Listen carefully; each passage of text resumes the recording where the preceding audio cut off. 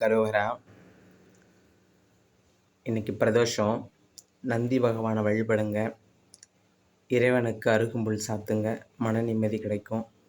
அது மட்டும் இல்லைங்க, நம்ம முப்பெரும் தேவர்கள் நம்மளுக்கு துணையாக இருக்கிறாங்க, நம்ம கூடவே இருக்கிறாங்கன்னா, நம்மளுடைய மனநிலை முதல்ல சிவபெருமானை குறிக்கும்.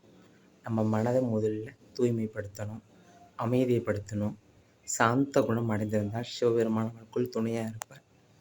இந்த பிரம்மதேவனாகப்பட்டவர் எப்படி இருப்பார் அப்படின்னு பார்த்தீங்கன்னா, நம்மளை சுற்றி இருக்கிறவங்களோட சந்தோஷமாக வச்சுக்கணும், மனம் நோக செய்யக்கூடாது.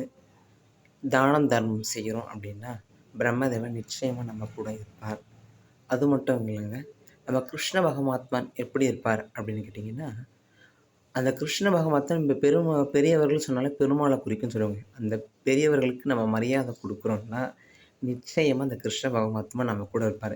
இந்த 3மே நம்ம கூட இருக்குன்னா இறைவனோட நிச்சயமாக நம்மளுக்கு இருக்கும். எல்லா வகை நன்மை கிடைக்கும். அண்ணாமலையாருக்கு அரோகரா.